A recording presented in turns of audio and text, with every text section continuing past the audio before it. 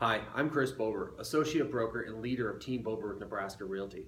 You know, one of my passions in life besides real estate is cooking. What I really love to do is cook and smoke meat. So today I'm going to share my smoked brisket recipe. I just did this last week. It came out great.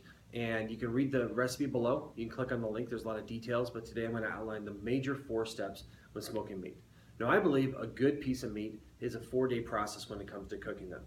So on the first day, I go and grab a good piece of meat, clean it up, and I'm going to actually brine the meat. And what brining does is it takes a salt solution, whether in water or without, and it delivers that flavor all the way in there through osmosis.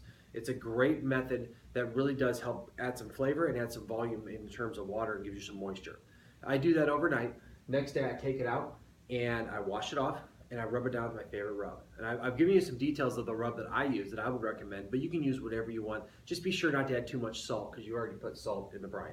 All right, so I let the rub sit, cover it, put it in the fridge, let it sit overnight again, okay? So on the third day, what I do is this is when I actually smoke the meat.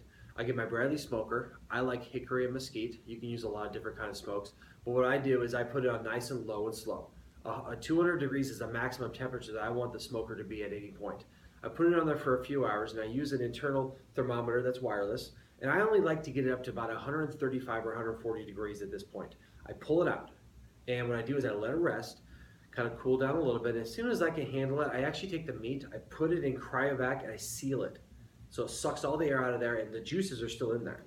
Now from this point, what you can do is you can take this and you can throw it in the oven, you can throw it in the freezer, in the fridge, whatever you want to do. You got something that's going to last for a little while. So you're ready to go. The next day, a couple hours before you want to slice and serve, you throw it in a 200-degree oven. You'd want to get it up to about 170 degrees when it's done.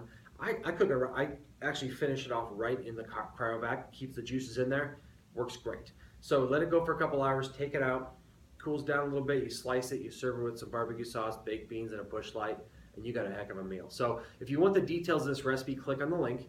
And of course, if you're looking to buy, sell, or invest in real estate, use the pros at Team Bober and Nebraska Realty. Go out there, try this recipe, let me know what you think, and I look forward to hearing your feedback.